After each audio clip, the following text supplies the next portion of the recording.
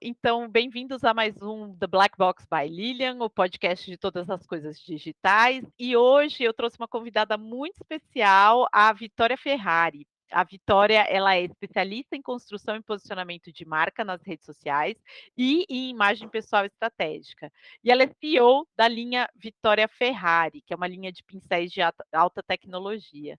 Então, bem-vinda, Vitória. Obrigada por aceitar o convite. E eu queria que você começasse se apresentando, porque eu dei só uma byline aqui da sua experiência e falar de como que você começou nesse mercado, como que você, qual que é o seu background. Perfeito, muito obrigada pelo convite, Lilian. Para mim é um prazer estar aqui, podendo falar um pouquinho sobre esse assunto que mexe tanto comigo, porque já faz parte da minha vida há muitos anos, né? Então, como a Lilian falou, hoje eu sou especialista em construção de posicionamento, focado em marca pessoal e imagem. Porém, eu comecei realmente no Instagram e toda essa parte do mercado digital, do marketing digital, lá em 2015, há 7 anos atrás. Ainda quando eu entrei, assim, tudo era mato, eu brinco que tudo era mato no Instagram, porque não existia ninguém e na época eu não tinha ainda essa preocupação, não era essa formação que eu apresentava ali, e sim muito mais voltado para o meio fitness, né? Então eu entrei de fato no mercado digital sendo influenciadora no ramo fitness. Então, na época, até só existia lá a Gabriela Pugliese, Carol Buffar, era uma, duas pontuais que existiam dentro do mercado, era um mercado bem escasso ainda, e eu entrei sem perspectiva nenhuma. De fato, era um hobby para mim. Então, desde que eu entrei no mercado digital como esse hobby, foi um aprendizado, né? Dia após dia a gente vai lapidando, a gente vai aprendendo como melhorar o nosso trabalho ali dentro. E nesse processo como um todo, claro que muitas coisas aconteceram no meio do caminho, que a gente vai bater um papo aqui também sobre toda essa parte da influência, né? Mas várias coisas foram acontecendo no meio do caminho, duas faculdades largadas, deixadas para trás, para hoje eu conseguir finalmente ver o meu sonho de ter o meu próprio negócio, colocar as minhas coisas no ramo da beleza, que sempre foi uma paixão para mim. Então, desde hoje eu tenho 26 anos, mas desde que eu tenho 15 anos, a maquiagem é a parte que mais aquece a minha alma, podemos dizer assim, né? Então, eu comecei lá em 2015, dentro do YouTube, construindo vídeos, tutoriais de maquiagem, com esse intuito de crescer no mercado digital, né? Mas, enfim, sonho de adolescente, era uma coisa que né? Imagina, trabalhar com a internet, isso aí vai passar fome, não tem como. Então, a gente tinha que ir para alguma faculdade.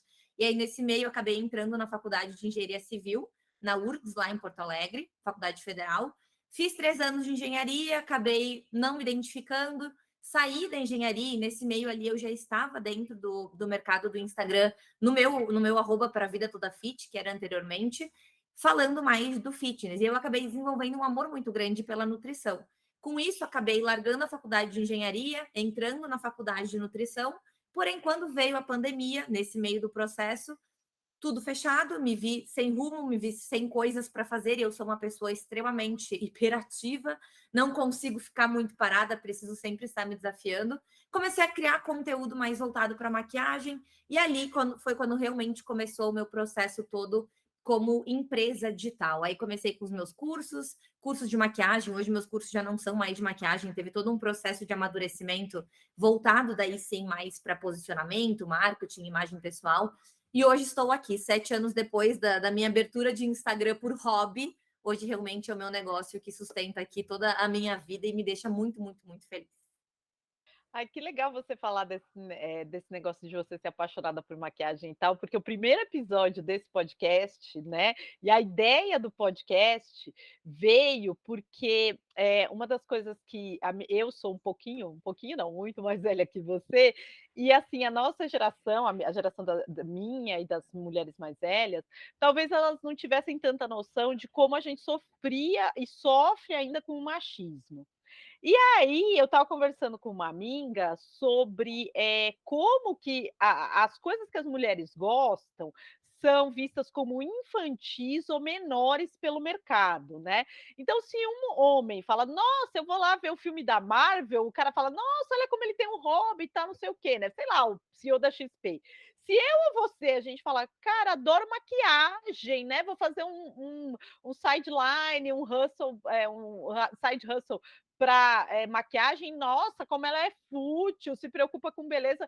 E eu, assim, não, mas espera aí, né? Isso é mercado de bilhões, né? Isso é sério, do mesmo jeito que é história em quadrinho, né? E aí, enfim, aí o primeiro episódio desse podcast, quando eu comecei, foi com uma amiga que estuda feminismo, né, e Uhum. falando desse tipo de coisa, de como que, esse tipo de, conteúdo ainda assim é visto como menor, e não é, como você está falando, é uma empresa que você construiu do primeiro seguidor até agora, né. Então, falando desse lado aqui, só puxando um pouquinho para o lado do feminismo, como é que você vê esse, seu amor pela beleza, pela maquiagem, como que as marcas veem isso? Por exemplo, lógico que tem fit com marca de cosmético, beleza e tal, mas e outras, sei lá, curso de, investimento, enfim, também é visto de um jeito bom? Sabe que engraçado, eu acabei de sair de uma live, inclusive, onde a gente estava falando exatamente sobre isso, né? A importância da ordem estética na nossa vida. Então, claro, quando eu comecei com todo esse amor pela maquiagem, sempre foi por um motivo. Eu me sentia muito mais feia do que as minhas amiguinhas, quando eu era mais nova, lá tinha meus 14, 15 anos, e eu via na maquiagem uma possibilidade de eu me reencontrar, de eu realmente valorizar meus pontos positivos e fazer com que eu me sentisse bem em relação a isso também, né? Então, inclusive, hoje eu tô de batom vermelho. O batom vermelho hoje ele é símbolo da minha marca pessoal, mas desde sempre foi uma paixão. Hoje alguém olha um batom vermelho e fala: Olha, lembrei da Vika. Até a gente pode falar depois sobre a importância disso, né, no posicionamento e construções de marca. Mas hoje o batom vermelho, para mim, ele é como se fosse meu escudo, e sempre foi. A maquiagem, eu sempre usei ela como meu escudo. Do tipo assim, acordei, coloquei isso no rosto, pronto, pode vir qualquer coisa que eu bato no peito e eu consigo contemplar, né? Eu consigo agarrar aquilo ali porque eu estou me sentindo bem. Então, eu sempre tive uma visão de que a maquiagem, para mim, ela nunca foi futilidade, ela sempre foi uma injeção de autoconfiança. E é engraçado isso que tu trouxe, né? Porque hoje eu trabalho dentro do mercado da imagem pessoal e muitas mulheres chegam até mim e falam assim: ai, mas eu não vou me arrumar, porque quando a gente olha para esse lado do machismo, né? Porque o Thiago Nigro ele usa moletom para fazer as lives dele, por que, que eu não posso usar? Eu falo, meu amor, porque você não é o Thiago Nigro, mas se você quiser, faça, né? A gente está aqui em um momento de livre-arbítrio. Mas o que a gente tem que entender, qual é o por trás da questão da beleza? O ser humano necessita da beleza, tanto no homem quanto na mulher. Isso não significa que seja um ponto assim que você precisa disso para atingir melhores resultados. Não, mas isso com certeza vai ser um foguetinho, um combustível a mais para que as pessoas te enxerguem de outra forma também, né? Então a gente estava falando antes nessa live da ordem estética, o ser humano necessita de ordem. Então, o fato da beleza da maquiagem, ele não pode ser visto como futilidade. Ele é, de fato, utilizado como uma ferramenta para a gente ordenar mais a nossa beleza. E quando a gente fala em beleza, a gente não fala sobre a mulher ser a Gisele Bündchen, Angelina Jolie, aquele padrão estético de harmonização facial e etc. É sobre se pôr em ordem. Tanto que eu tenho um dos mantras no meu perfil, ponha-se pronta para viver. Né? Encare cada dia da sua vida como um evento. Então, a gente sempre tende a deixar a melhor roupa para sair para jantar, ou o melhor vestidinho só quando eu for encontrar um novo boy ou uma nova girl, seja lá onde for, né? No âmbito que a gente tiver. E o teu dia a dia, como é que fica, né? Como é que tá o ambiente que tu tá sentada? Ele tá organizado? Ele te passa uma sensação de conforto ou ele te passa uma sensação de desconforto? A tua própria imagem, né? Aqui a gente tá numa chamada onde eu consigo ver o meu rosto, a Lilian também consegue ver o rosto dela, e eu me sinto 100% confortável com a minha imagem aqui. Se eu não tivesse confortável, a todo momento eu ia estar desviando o meu olhar, porque o ser humano, cada ser humano precisa da ordem. Então eu vejo a maquiagem muito mais como uma ferramenta para colocar a nossa beleza ainda mais em ordem, para que a gente se torne não só as mulheres, mas os homens também, né? O homem não tem a maquiagem para aplicar, mas o homem ele pode passar um desodorante, pode passar um perfume, ele pode não usar uma blusa furada, ele pode não usar a mesma calça, né, de moletom todos os dias. Ele pode cortar o cabelo, ele pode cuidar da barba, ele pode passar uma água no rosto quando ele acorda. O homem também consegue se colocar em ordem. Só que a mulher, ela tem essa energia feminina muito mais forte. Então, até para mim, eu sempre falo, né, que a força feminina para mim está na beleza dela, está na forma como ela cuida dessa ordem estética, tanto nela quanto no ambiente dela. Então, eu vejo dessa forma. Eu sei que o mercado é muito machista, estamos vivendo um mercado machista, mas eu ainda brinco, né? Eu não vou ficar esperando que tudo ao meu redor mude para eu poder começar a ter resultados, né? Então, eu assumo minha posição, assumo minha responsabilidade e faço por mim antes de fazer por outras pessoas, porque eu sei o quanto para mim a beleza ela é importante, não só para mim, né, mas para qualquer ser humano. E assim, é uma coisa muito boa que tenha, por exemplo, influenciadoras agora como você, como a Prioli, né, que coloca assim: "Olha, eu sou uma mulher inteligente e tal, que também gosta de coisas femininas, isso não é infantil e isso não é fútil, isso casa sim". Acho que é uma causa feminista também, porque as feministas de 40 anos atrás, elas eram mais: "Vamos, né, deixar todas as coisas femininas de lado, queimar sutiã e tal", que eu acho que foi algo que precisou ser feito, né, mas Uhum. agora eu quero dizer assim, eu faço o que eu quero, né, então, por exemplo, você falou do batom, adorei, super legal da marca, a minha unha, né, essas unhas gigantescas aqui, Aham. né, e aí, por que não, né, no meu meio acadêmico, isso ainda é, entre aspas, mal visto, é como se fosse assim: "Nossa, como é fútil", porque ela devia estar se preocupando com os artigos, com os dados e não com a unha. Ué, mas você se preocupa com de novo, o vilão da Marvel, o herói da Marvel, por que que eu não posso gostar, né, disso? Ou a mesma coisa o conteúdo também de séries e tal, femininas, né. Então assim, aquele do Netflix, Café com Aroma de Mulher, né. Ora, por que não gostar de romance, como se romance fosse uma coisa besta? Ora, se você é homem e não gosta, ou se você é mulher e não gosta, parabéns para você, mas tem bilhões de pessoas que gostam e movimenta um mercado enorme, né. Acho que tudo é uma questão, como você falou, de congruência e achar Uhum. seu nicho, né. Então você não está falando assim para todo mundo: você tem que se maquiar, senão você, né, vai ser mal vista". Você fala assim: "Olha, isso casa com o seu perfil, né, eu estou te mostrando por que que isso é legal". E assim, sendo totalmente honesta aqui, Vitória, quando eu fui fazer o doutorado, né, eu quase desisti e fui fazer outra coisa da profissão também, eu fui fazer curso de maquiagem. Ai, que Eu quase legal! fui maquiadora profissional. Quem sabe numa segunda, terceira Numa carreira dessas, por que eu não, viro né? maquiadora. Porque é uma arte mesmo, as pessoas não percebem. Acho que agora mais, né, com o RuPaul Drag Race e todos esses shows Uhum. assim, né, você percebe que aquilo ali é uma arte, porque a pessoa consegue mudar completamente o rosto ou o jeito, né. Para mim é arte mesmo.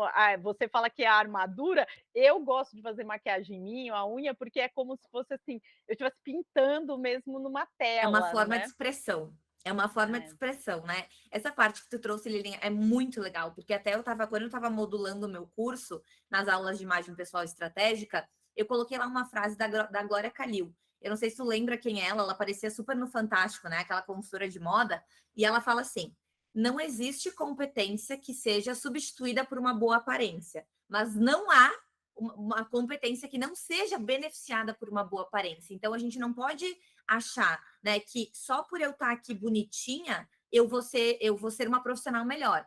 Mas não existe uma competência boa, né? Quando uma profissional ela é íntegra, ela tem conteúdo técnico, que quando ela aplica uma boa aparência, ela não seja beneficiada por isso, porque somos seres visuais, né? Então, até pensando em mercado digital, quando a gente leva, por exemplo, para o Instagram, que é meu principal meio de trabalho, quando eu vou gravar stories ali, por exemplo, se eu não estiver me sentindo bem comigo, como é que eu vou passar minha mensagem para frente, né? Como é que as pessoas vão acreditar naquilo que eu tô falando? E muita gente, até como tu trouxe, fala, ai, é futilidade, né? A futilidade de se maquiar, a futilidade de cuidar da mão, dos pés, da massagem, de uma série romântica. As pessoas esquecem também que a energia masculina e feminina, ela existe, né? Hoje eu trabalho com arquétipos também. A gente tem o arquétipo do lado feminino e tem o arquétipo do lado masculino também. E as pessoas que trazem muito isso, de que imagem não importa, que é só competência que é importante, né? Elas não olham, por exemplo, para a marca. Quando uma marca faz uma publicidade, olha a quantidade de sinais visuais que são emitidos, tanto em influenciadoras quanto em marcas grandes que aparecem, por exemplo, na televisão.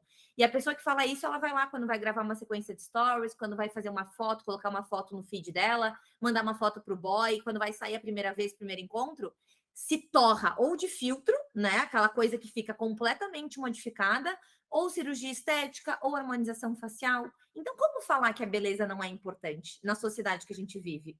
A beleza é importante. A diferença é que as pessoas elas imaginam muito que, claro, eu sou maquiadora, então para mim é natural estar com esse batonzão, estar com o cabelo bem arrumado, uma roupa, acessórios, porque para mim sou eu, né? Sempre fui.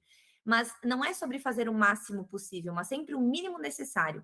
O mínimo necessário para a gente acordar, arrumar nossa cama, pôr a nossa casa em ordem, né? Fazer um skincare no rosto, passar um perfuminho, sabe? Ativar esse poder feminino que a gente tem dentro da gente também. Se não for para fazer uma maquiagem completa, um corretivo na olheira, um lip tint no lábio, um rímel, pronto, acordou, tô viva, sabe? Vamos viver, vamos virar a chavezinha na cabeça. Então, acho que é importante também, principalmente para quem trabalha em home office, né? Eu trabalho o dia inteiro em casa, parece que a gente está sempre naquele limbo da mesma coisa. Então, essas pequenas ações que parecem fúteis, elas podem mudar a vida da pessoa, assim como mudou a minha também. Você falou completamente a verdade, e aí a gente fala também, eu vou colocar aqui algumas referências de condicionamento, né? Que eu estava tendo uma reunião agora com os alunos falando de condicionamento operante ou instrumental, que é do reforço positivo, né? E essa Uhum. questão do reforço positivo deixa você, como você falou, num estado, porque se você não consegue controlar as suas emoções, o seu ambiente, pelo menos você controla. Uma das coisas, né, para a maioria das pessoas que tem algum problema de depressão ou tal, a primeira coisa que tem é acorda, tomar banho, arruma a cama, porque só o ato de fazer isso é algo que te dá o start, né, para você ir lá e começar o seu dia. Porque muitas pessoas que têm depressão muito profunda começam a parar de tomar banho, pentear o cabelo Uhum. e tal, né? E pode parecer que é futilidade, mas não é. Vai fazendo isso para você ver o que vai acontecendo com a sua vontade de viver, né? Não é, entre aspas, natural, no sentido que não é o estado normal de você ficar deprimido deitado numa cama o dia inteiro, né? Exatamente. E aí vamos falar um pouquinho então agora, porque você falou muito do seu conteúdo, né, super legal, eu já estou até com vontade de fazer seu curso agora. Eu amo, pode vir. Vamos falar então do seu canal, né, assim, como que foi? Porque você falou que começou em 2015, que era mais voltado para fitness e tal, e como que foi viver todas essas fases do seu negócio até agora onde você está? Porque eu acho que os meus alunos da graduação, os meus alunos de MBA, os alunos do curso online, vão querer saber, assim, se espelhar no seu exemplo, né? Sabe que não tem nenhuma trajetória muito linear no negócio, né? A gente é uma montanha russa de emoções, até hoje que meu negócio já está mais estabelecido, continua sendo. Agora os penhascos eles vão diminuindo, mas a gente continua subindo e descendo sempre. E é engraçado, porque eu comecei no Instagram, como eu falei, lá em 2015, sem, assim, perspectiva nenhuma, até porque na época eu era estudante de engenharia civil, nem pensava em que existia essa coisa de trabalhar com a internet, tanto que de 2015 a 2017, mais ou menos, eu estava no Instagram ali, simplesmente estando, né, compartilhando minha rotina de treino, dieta, né, a minha alimentação, o que dava certo, o que dava errado, eu não era profissional nenhum, então era realmente um lifestyle, né, e naquela época eu não monetizava. Até que eu tava com uns 40 mil seguidores na época, e minha amiga chegou assim: Vika, tu precisa começar a monetizar esse negócio. E eu sempre tive receio, porque eu sempre imaginei, ai, não, mas eu não quero que as pessoas achem que eu tô aqui vendendo algo para elas. Eu tô aqui por livre, espontânea vontade, eu tô querendo agregar na vida delas. Só que eu falei, não custa tentar, vamos tentar aqui essas parcerias, que eu já tinha várias parcerias, né, com marcas, vamos tentar começar a fazer esse negócio rodar de forma positiva para mim. E aí foi no final de 2017, início de 2018, que eu comecei a monetizar. Então, eu comecei a trazer, né, cupom de desconto para aquelas parcerias que naturalmente eu já tinha. E foi nesse processo aí que daí, em um ano mais ou menos, eu consegui trabalhar super bem essa parte minha das vendas, né? Então, de narrativas de venda, da minha própria influência sobre as pessoas, porque eu sempre deixei muito claro para todas as marcas que eu trabalhava. Eu sou influenciadora, não sou vendedora. O meu papel é mostrar para as pessoas, agregar valor ao teu produto, mas a venda não acontece comigo, né? A marca precisa se garantir também nesse ponto, porque a influenciadora, ela é o meio do caminho, né? Ela coloca a voz e ela coloca atenção no que as marcas querem que a gente coloque atenção. E deu muito certo. Então, chegou uma época ali que eu estava vendendo aproximadamente, assim, uns 10 mil reais por mês, vai. Claro, eu vendia 100 mil, mas aproximadamente 10% de desconto. Meu salário era por volta disso. E era um salário muito bom. Quando a gente olha hoje, meu Deus, né? Para a perspectiva do Brasil, é um salário mega alto. Só que eu sempre me incomodei com o fato de eu ver que eu estava dando muito certo e eu estava dando dinheiro para outras empresas e não para mim, né? Então eu ficava só com uma porcentagem daquilo ali. E aí começou a nascer dentro de mim um desejo de construir algo que fosse meu. E esse desejo ele calhou exatamente quando a gente entrou em pandemia.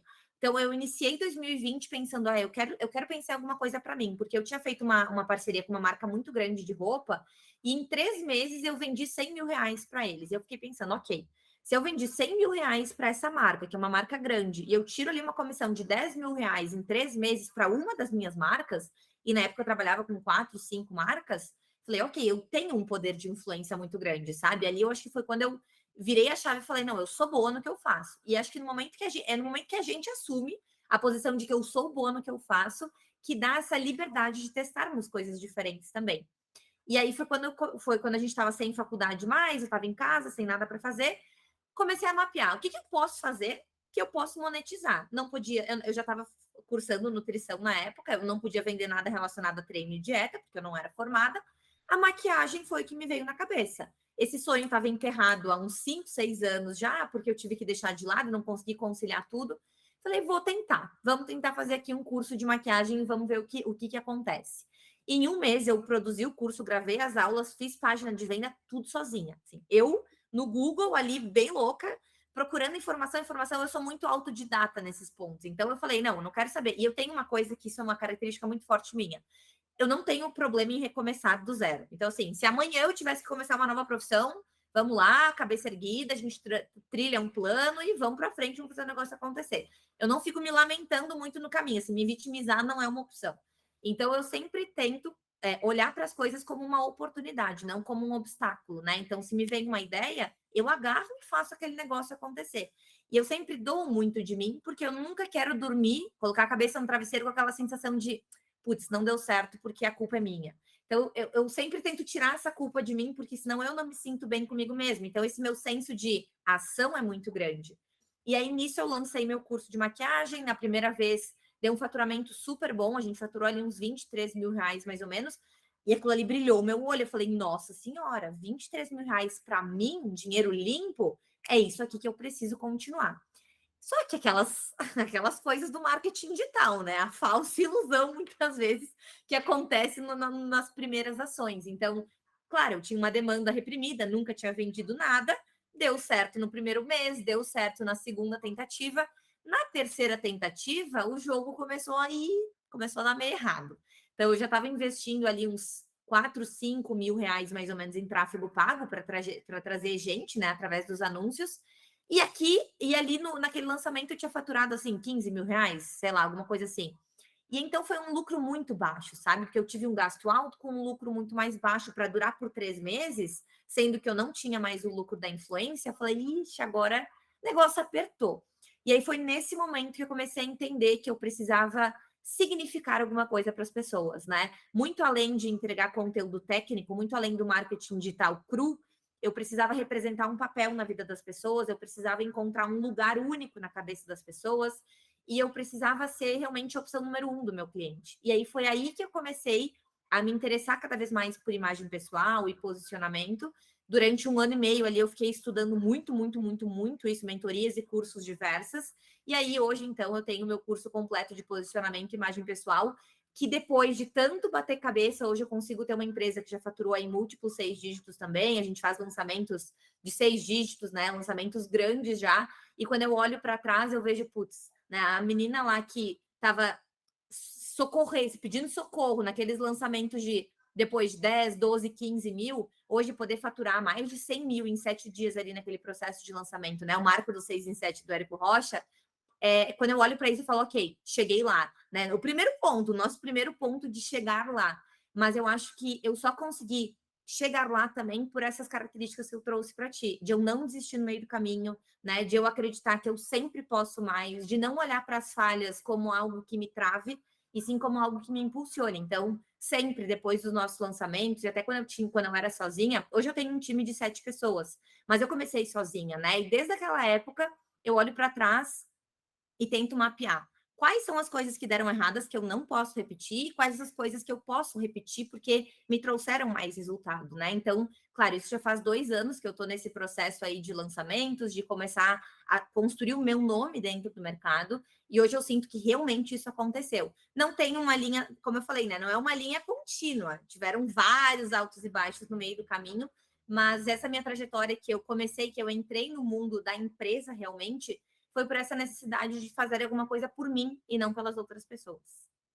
Mas a sua história, ela é muito legal, assim, e muito, ilustrativa para os alunos, né, porque, eu gosto de falar que os erros, né, e não sou só eu, né, foi o Steve Jobs falando isso, né, todos os outros grandes empreendedores falando assim: "O erro não é um erro, o erro foi um Uhum, aprendizado para você", porque se você não tivesse cometido aquele erro ali, não ia ter aprendido que e não tem toda essa bagagem. Então essa bagagem, pelo menos assim, eu acho que você traz essa autenticidade para o seu público, até para mim, ouvindo aqui você, que não, por mais que. Aí você fala, já deixei de 2 faculdades e tal, e eu aqui com doutorado. Não, mas espera aí. Uma coisa é que ela tem a autenticidade e a bagagem de quem fez e aprendeu, né? Eu uhum. também quero aprender com a Vitória isso, porque eu quero aprender com a experiência dela, né?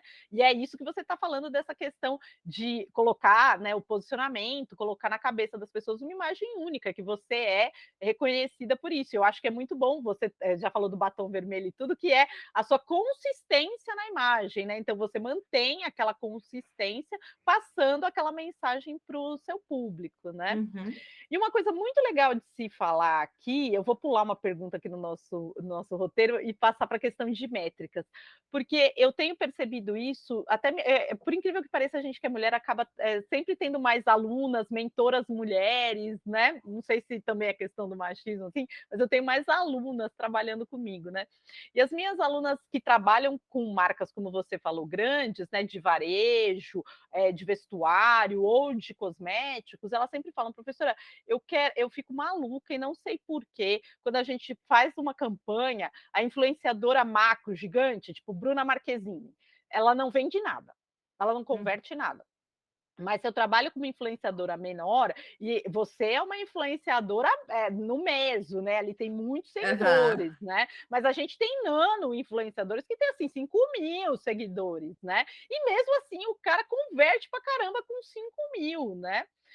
E aí me vem essa pergunta para você, que é uma dúvida que eu tenho, que ninguém ainda escreveu isso na literatura, assim, ó, por que a pessoa pode ter uma audiência enorme e não converter em vendas, né? Ou não influenciar de verdade, né?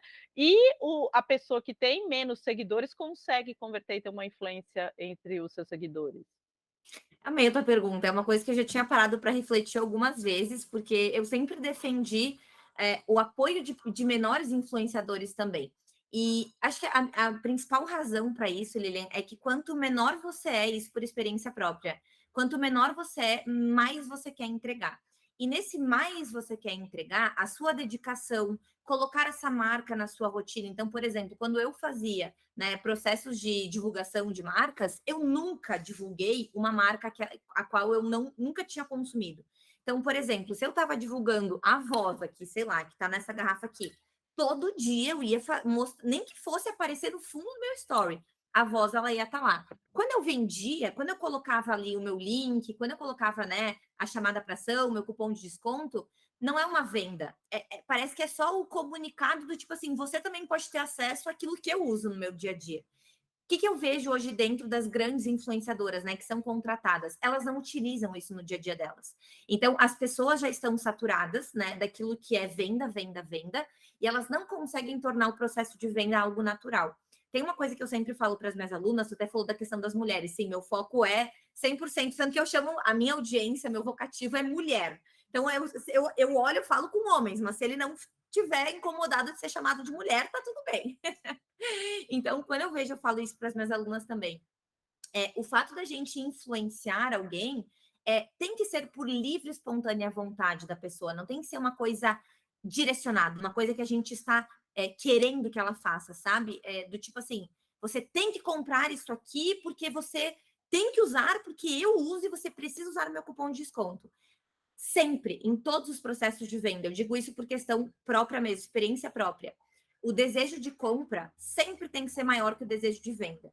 Então, a gente sempre tem que encontrar uma forma de mapear ferramentas que a gente possa entregar para a nossa audiência o desejo de compra e não o nosso desejo de querer vender aquele serviço. E como são influenciadoras macro, elas, primeiro, não têm essa conexão muito próxima com o público delas, e sempre que a gente consegue mais conexão, a gente consegue mais vendas. Esse é um dos principais pilares por eu trabalhar arquétipos, né, com a minha galera lá, com a minha audiência, porque através dos arquétipos a gente se conecta mais com as pessoas também, e é só a gente pensar no natural, né? A gente tende a comprar de pessoas que a gente já conhece ou de pessoas que a gente nunca viu na vida. De pessoas que a gente já conhece, porque é a conexão. A nossa construção de autoridade, ela é feita dessa forma, né? Da conexão que a gente tem com as pessoas, da confiabilidade, autoridade e relacionamento. Então, quanto mais estreito forem os nossos relacionamentos, mais a pessoa me enxerga como autoridade. E quando a gente pensa em uma influenciadora que muitas vezes divulga muitas marcas, ela não é autoridade em muitas coisas, mas ela tem a confiança do público. E sabe que foi exatamente isso, é até legal de trazer isso, porque eu te falei que no primeiro lançamento do meu curso de automaquiagem, eu vendi 23 mil reais. Foram mais de 200 vendas, era um ticket muito baixo. E mais de 200 vendas para um público que eu não falava sobre maquiagem, por que as pessoas compraram? Porque elas confiavam em mim. Então, é por isso, ao meu ver, que influenciadoras menores conseguem vender muito mais do que maiores, porque elas estreitam a relação com o público delas, elas se colocam numa postura mais próxima em termos de eu não estou acima de você, né? A gente tem a mesma visão, o mesmo olhar, é uma liberdade. Isso é uma coisa que eu trouxe muito da minha época da influência, que eu tenho certeza que é um dos meus grandes diferenciais, que me trazem muito isso. Nossa, Vika, é gostoso ver teus stories, é gostoso estar contigo, eu me sinto tua amiga, mas ao mesmo tempo, quando eu preciso ser direta, objetiva e eu preciso coordenar meu público, eu sei, porque eu também tenho liderança desenvolvida dentro de mim. Então, acho que é principalmente por isso, assim, pela conexão que quem é influenciadora consegue desenvolver com o seu público. Quanto menor o público, maior a conexão, e aí vai ser maiores as vendas também.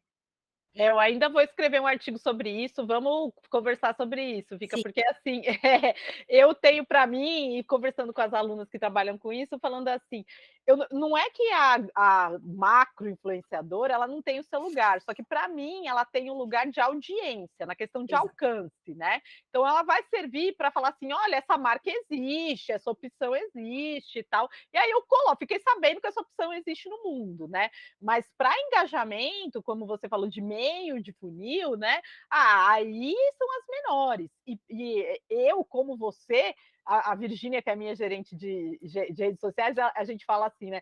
Eu não sou para todo mundo, né? Eu não quero ser aquele de 1 milhão e tal, não tenho perfil, não tenho personalidade, não estou afim disso. O que eu quero é ter a minha comunidade de X mil pessoas aqui, que vai me reconhecer, como você falou, que aí tem toda a questão de se construir como autoridade. Uma coisa que eu também queria falar dessa questão de autoridade é que eu vejo também muito a mudança da balança de poder, né? Porque pensa bem, eu sei que você é bem mais nova do que eu, mas aí para explicar como que era pré-internet, né? Antes da internet, para você construir sua autoridade, você precisava se associar a um canal, e eu não estou falando canal de comunicação, né? Um canal com grande alcance para você ser reconhecida como autoridade. Então, por exemplo, vou falar da minha profissão, que eu estava conversando com uma amiga do INSPER esses dias, né? Falando assim: olha, se você é professor, você ser professor de Harvard, ser professor de Oxford, ser professor da GV, ser professor do INSPER, te traz uma marca, né? Falar assim, nossa, é um ótimo professor. Isso ainda existe, com certeza, não estou dizendo que não existe, mas a gente vê que esse poder diminuiu bastante, porque a gente tem os profissionais que são reconhecidos por uma autoridade real, entre aspas, na qual as pessoas todas reconhecem que aquela pessoa é uma autoridade naquele assunto, né? E eu gosto dessa mudança porque fica muito mais democrático, né? Como que você vê isso também na questão da sua área de atuação? Eu vejo isso muito, até inclusive é engraçado, porque sempre que eu ia fazer as estratégias de imagem, né, das clientes que chegavam até mim, elas chegavam para mim e falavam assim: eu quero ser vista como autoridade, quero que as pessoas me respeitem, eu quero que elas depositem confiança em mim. Claro que existem estratégias na imagem pessoal que a gente consegue entregar através de linhas, formas, tecidos, cores que entregam essa mensagem. Mas qual que é a minha visão em relação à autoridade, né? Até tu trouxe a palavra poder, mas para mim a diferença entre, por exemplo, poder e autoridade, que eu vejo muito acontecendo hoje também, o poder para mim, ele é uma ferramenta que as pessoas utilizam para ter escravos do seu posicionamento, né? Então, assim, eu quero que as pessoas façam isso, elas vão fazer. Tem muita gente que se posiciona dessa forma, né? A tal da grosseria disfarçada de autoridade. São pessoas muito diretas, ríspidas, sabe, objetivas, tipo, não, você é um merda, você não pode fazer o que você faz, porque você está Nossa, errado. tem um monte disso, gente, demais. E normalmente é masculino, né, mas o cara Normalmente. responde a caixinha de perguntas, assim, que só falta pôr o pé no peito, né. Exatamente, assim, eles se colocam numa posição muito acima. Qual que é a minha posição de liderança? Minha posição de liderança é que a gente sempre consegue construir liderança, que seria a parte da autoridade. Uma vez que você é vista como líder, você tem autoridade naquilo que você fala.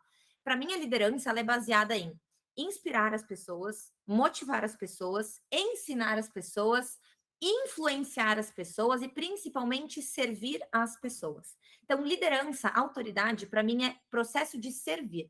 No momento que você entra nessa faceta de servidor, você entrega para a pessoa, através de respeito, bondade, dedicação, serviço, sacrifício, o melhor que você tem. E é dessa forma que você começa a construir a sua autoridade. Então, é importante a gente trazer isso também, porque eu até falei, né? Eu não sou formada em nenhuma faculdade, não tenho formação acadêmica sobre, mas eu estou há 2 anos estudando que nem uma condenada sobre tudo, e todos esses 7 anos de experiência no mercado, eu tenho certeza que me entrega muito que eu não poderia ver dentro de uma sala de aula, assim como tem muita coisa em sala de aula que eu não vou ter acesso, que poderia agregar também para mim. Né? Inclusive, eu estou sempre com uma pulguinha na bunda, agora eu já estou querendo fazer alguma coisa relacionada à psicanálise, porque eu não paro. Então, eu sempre vou tentar encontrar alguma coisa que possa me agregar um pouquinho mais. Então, a minha visão de autoridade hoje é você servir as pessoas que estão com você, né? Liderar as pessoas com maestria. E esse liderar, você não precisa ser grossa, você não precisa ser objetiva, você não precisa ser ríspida, você não precisa ser melhor do que ninguém. É tratar as pessoas com respeito, tratar as pessoas da forma como você gostaria de ser tratada e entregar sempre o seu melhor, né? Eu falo até que o meu maior defeito, porém qualidade também, é o perfeccionismo, em termos de sempre querer tudo alinhadinho, tudo bonitinho, entregar sempre o melhor de mim em tudo que eu faço. Tanto que eu disse que, para mim, tem um total de 0 problemas em começar do zero. O que para mim importa é eu colocar a cabeça no travesseiro e saber que eu entreguei o meu melhor.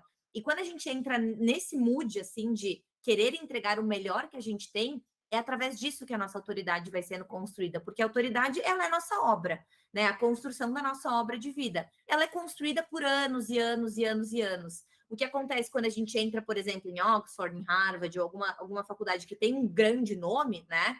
A gente tem aquela coisa na hora, é um stamp, né? Que eles chamam. É isso aqui, carimbei o teu diploma. Tanto que por isso que eu sempre estudei em faculdade federal também, tanto engenharia quanto nutrição.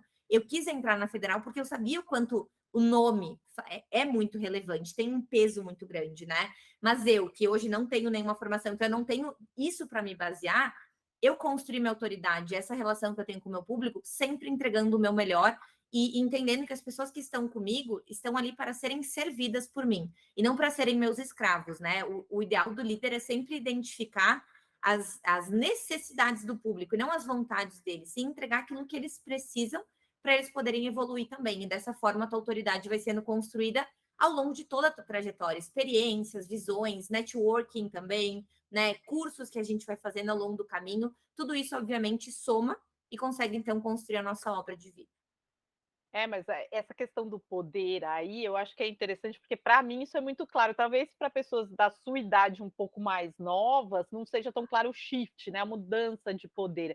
Mas assim, não existia, sabe, um local, no o local eu estou falando um local virtual ou real, que a gente tivesse acesso ou à informação ou ao conhecimento, se não fosse dentro ou de uma escola, ou de um canal de rádio, de um canal de televisão, de um Uhum. livro, de uma revista. Hoje não, isso aí, assim, o pessoal que trabalha, eu trabalho com educação já faz muito tempo, né? Então, assim, apesar de eu ser de marketing, eu estou nessa área de educação do marketing já faz muito tempo, né? O que eu digo é assim, a educação não é algo que, como você falou, eu paro os 4, 5 anos para estudar lá, né? A educação é algo que a gente faz o tempo todo, Sempre né? Então, de manhã, sei lá, você tem gente que faz assim, eu faço assim também, eu gosto de fazer assim, porque eu acordo super cedo, 5:30 da manhã, aí eu paro para ler os livros que eu tenho lá para ler, né? Porque senão eu vou deixar o dia correr, eu não vou conseguir me atualizar, né? Ler livro, ver a videoaula e tal, ou às vezes até ouvir um podcast que eu estava esperando para ouvir, né? Isso é o tempo todo que está acontecendo.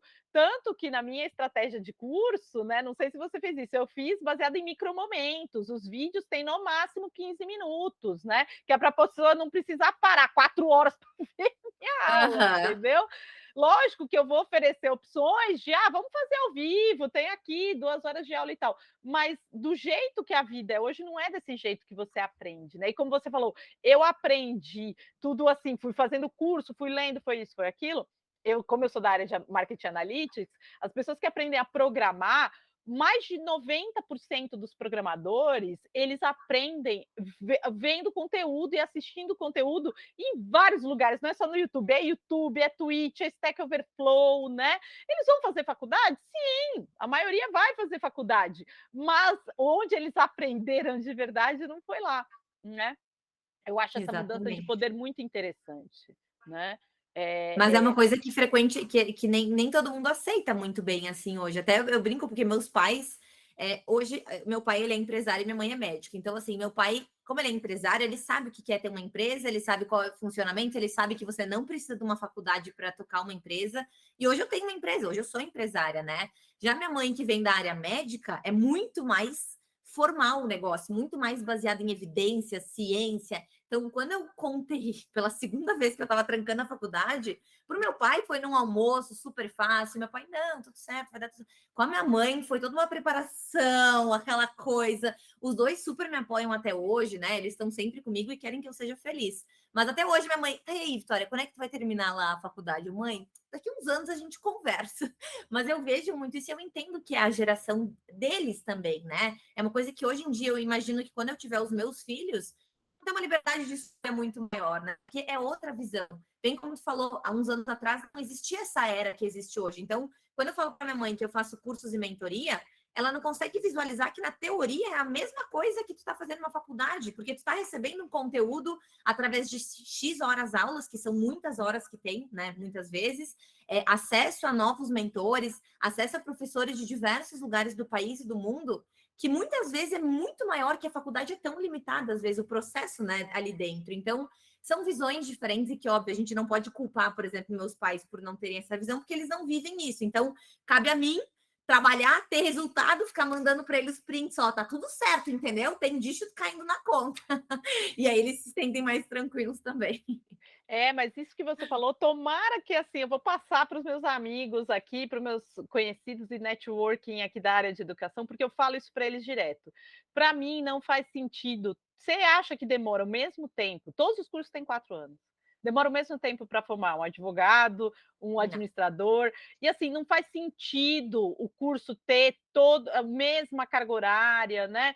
E assim, ser do mesmo jeito. Então, eu acho que cada um pode criar a sua própria jornada e você vai somando esses bloquinhos, e aí esses bloquinhos depois te dão um diploma ou alguma coisa dizendo: olha, Vika, aqui tem X, né, créditos lá, tantas horas, completou um tecnólogo, ou enfim, o que quer que, como é que a gente queira chamar pelo Ministério da Educação, né? Ou um bacharelado ou tal. Uhum. Mas não vejo mais, porque e aí você está falando justamente da resistência à mudança, né?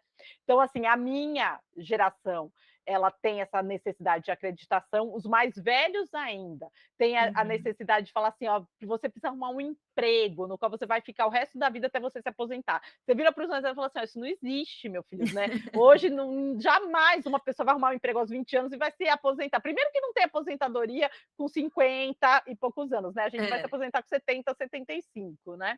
Se vai se aposentar. Se vai, né? É. E aí, tem também essa questão, né, de que como a gente vive mais tempo, graças a Deus, né, as pessoas vão ter como você falou: "Ah, eu trabalhei com fitness, depois agora maquiagem, agora com posicionamento e autoridade", né. A pessoa Uhum. tem, 2, 3, 4 carreiras numa vida, né. Não é assim, comecei agora aqui, não posso mudar de ideia, né. Eu tenho essa liberdade, o que é muito bom, né. Uhum.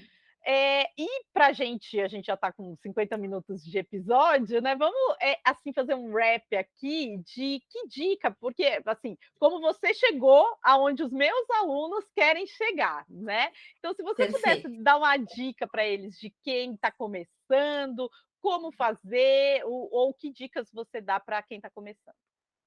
Tá, isso é muito importante para mim, porque é uma coisa que eu falo muito com a minha audiência também, né? Querendo ou não, aqui a gente está falando de posicionamento, de construir o seu nome dentro do mercado, né? Isso é uma coisa que eu defendo muito ali, que sempre que eu falo que eu ensino mulheres a se posicionarem no mercado digital, claro que é para vender mais, claro que é para ganhar dinheiro com isso, mas antes disso, existe um processo de valorização do seu nome dentro do mercado.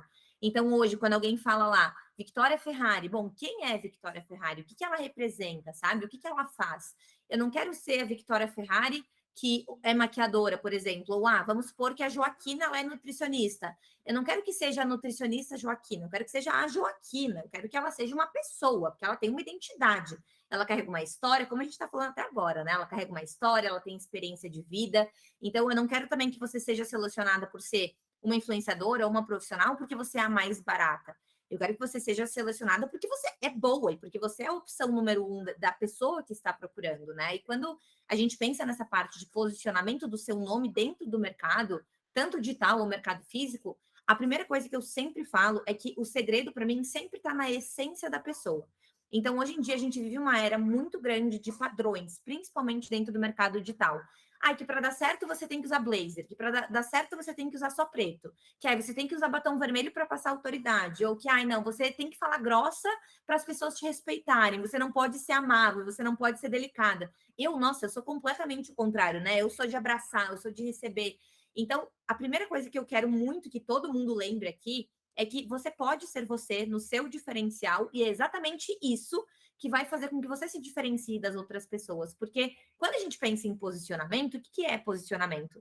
É criar diferenciação entre coisas semelhantes, né? Isso é branding, isso é posicionamento. Então, sempre colocar a nossa essência como nosso carro-chefe, não ter medo de expressar a nossa visão e aquilo que nós acreditamos, porque terão pessoas que vão se identificar exatamente com isso, né? Tem pessoas que gostam de ser tratadas de forma mais intensa e tá tudo bem, e tem pessoas que precisam de abraços, precisam de carinho e tá tudo bem também, né? A gente tem que saber comunicar com o público que está disposto a nos ouvir e não se moldar aos padrões que as pessoas estão esperando da gente. Então, a primeira coisa para dar certo dentro do mercado digital, seja como profissional autônomo, liberal, empreendedora ou como influenciadora digital, né, em termos de ser influenciadora de venda de marca, por exemplo, como a Virgínia Fonseca, né, super influenciadora hoje dentro do Brasil. Tu vê que a Virgínia, ela é mesma, ela tá nem aí, entendeu? Ela dança, ela pula, ela grita, ela aparece do jeito que ela bem entende, porque aquilo é ela. Então, o primeiro ponto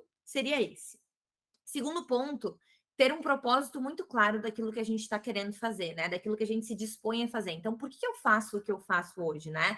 Até Simon Sinek tem um TED super famoso que ele fala exatamente sobre isso, né? O Golden Circle. Ele dá uma palestra que, inclusive, é muito interessante para que todo mundo assista, que é você sempre começar pelo porquê e não o quê. Né? Então, quando, Vika, o que tu faz? Bom, eu sou especialista em imagem pessoal e posicionamento, mas por quê?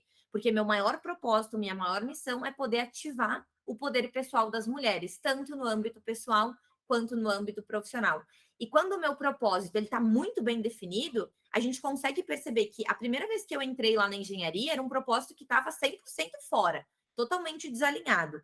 Mas quando eu entrei no Instagram, lá na parte da influência digital, no fitness, quando eu entrei na nutrição, quando eu fui para maquiagem e hoje quando eu trabalho com posicionamento de marca, qual é o meu objetivo? Ativar esse poder pessoal nas mulheres para que elas se sintam bem com elas mesmas, para ter um desenvolvimento pessoal e para que isso as pessoas consigam ver essa confiança, sabe? Esse poder que ela tem dentro dela realmente, que não dependa de ninguém, só dela. Então, ter uma clareza do nosso propósito faz com que, mesmo nos dias ruins lá, que eu tinha lançamentos fracassados, aquela dor de cabeça, aquele BO horrível lá, de um monte de coisa para resolver, que falou, não, calma, Vitória, respira, é só uma fase, vai passar, a gente tem que acreditar lá na frente, né? Então, saber exatamente onde a gente quer chegar é um ponto extremamente importante. Eu separei pilares aqui para eu poder listar e eu não esquecer. Terceiro pilar que eu poderia te dar de dica é trabalhar realmente, alinhar a sua comunicação. seja comunicação verbal ou comunicação não verbal, né? Então, na comunicação verbal, ser útil, ser interessante para sua audiência, não falar simplesmente o que você quer na sua cabeça, mas entender, começar a mapear o que a minha audiência precisa, como é que eu posso servi-la da melhor forma, né? Então, antes eu trouxe a dualidade entre ter escravos junto com você, né, e ter pessoas que estão ali para você servir. Então, identificar a necessidade real das pessoas e entregar isso para elas. Então, o processo de autoridade, o processo de influência, de liderança, ele tem sacrifício no meio do caminho, né? Então, inclusive agora a gente está numa fase super intensa da minha empresa, a gente está com processos de lançamento, teve a gravação do curso, então é uma fase onde eu tive que abdicar de algumas coisas da minha vida para poder me dedicar e alinhar isso, né? Entregar para o meu público aquilo que ele realmente precisa. Então, tanto na nossa comunicação verbal, no nosso conteúdo técnico bem focado em marketing mesmo, como no não verbal. Então, essa parte da imagem, essa parte da postura, né? Ser uma pessoa que está ali entregando uma experiência. Eu acho que isso é uma das coisas que mais fez diferença em todo o meu crescimento. Eu sempre me preocupei muito com a experiência do meu consumidor. Não fazia simplesmente aquilo que eu achava que dava na telha. Não, eu que gosto desse negócio aqui, vou tocar assim. Não, a gente tem que ter um jogo de cintura legal, né? Para entender que são eles que vão comprar da gente, né? São as pessoas que estão ali. Então, ter esse alinhamento de comunicação verbal e não verbal, focado então nessa parte de postura, de imagem, né? Até arquétipos é uma coisa que eu falo muito, que ajuda a ter todo esse alinhamento de comunicação, é um outro ponto muito importante. E o quarto ponto que eu tinha selecionado é justamente o que eu já comentei aqui: respeitar as pessoas, né? Então, tratar as pessoas da forma como você gostaria de ser tratado. Quando a gente pensa em processo de influência, é quando a gente entende que as pessoas estão ali por livre e espontânea vontade. Ninguém está apontando uma arma na cabeça dela, falando, não, você tem que estar aqui comigo, você tem que me acompanhar, você tem que ver meus stories, tem que curtir minhas fotos, tem que comentar, aquele desespero absurdo por engajamento. E a gente tem que entender que tem que ser um processo natural. Tem que ser, eu até falei antes, né? O desejo de compra tem que ser maior que o desejo de venda, porque senão você se torna simplesmente um anuncio aqui. Aquela coisa chata de toda hora tá vendendo, vendendo, vendendo. E quando você tá alinhado com a sua essência, alinhado com o seu propósito, tem uma comunicação clara e respeita as pessoas, as narrativas de venda se tornam muito naturais. Então, eu já vendi meu curso aqui não sei quantas vezes durante o podcast, naturalmente, não foi intuito meu, mas é tão natural para mim falar do meu serviço, falar do meu produto, porque faz parte de mim, que o processo de influência acontece. Então, quando a gente pensa em influência, é isso. Até a Lilian falou antes, né? Até eu já quero comprar o teu curso. Eu juro que eu não tinha falado nada sobre isso com ela antes. Não Mas falou desperta nada. desejo. Não falei, né? Não, e aqui agora, quando você falou, já tive uma ideia aqui para eu vender o seu curso aqui, porque eu acho que uma das coisas que a gente pode falar num outro podcast é assim, ó, você estava falando de liderança, e eu estou muito preocupada numa perspectiva de pesquisa mesmo, uma perspectiva acadêmica, dessa mudança de poder de novo, né? Só que esse poder mudou também dentro das empresas, e eu tenho visto entre meus clientes de consultoria que eles estão assim perdidaços com isso, né? Porque o que acontece? A gente vem de uma época, e essa época durou mais de 10 mil anos, né? Desde que o mundo é mundo, no qual você tinha, como você falou, não eram escravos, mas eram empregados. Quer dizer, tinha uma época que era escravo mesmo, né? Mas era assim, eram os empregados. E aí você tem o poder, que né, no direito eles chamam de poder coercitivo. Eu estou pagando, você tem que fazer, entendeu? E é a mentalidade dos boomers, por exemplo, assim, olha, o cara está pagando, eu faço, entendeu? Hoje, qualquer colaborador, ele precisa, como você falou do vídeo do. A gente vai colocar na descrição do Spotify e do YouTube, né? Do vídeo do Simon Sinek do Começo pelo Porquê. Porque ninguém faz nada, nem funcionário que recebe CLT para isso, se eu não entender por que você está me pedindo isso. E se você, como você está falando, não tem autoridade, você perdeu completamente a influência sobre mim. Você tem uma autoridade formal, porque você é na hierarquia, mas eu não acredito em nada do que você fala, eu não me engajo direito, eu não vou trazer os resultados. Isso que você faz daria um curso maravilhoso de employer branding e influência dentro da empresa, né? Já pensou nisso? Sabe que dentro do Posicionamento 43 é meu curso completo de branding pessoal e posicionamento, né? São mais de 80 aulas que a gente tem lá dentro, e o último módulo que eu gravei é um módulo só de liderança.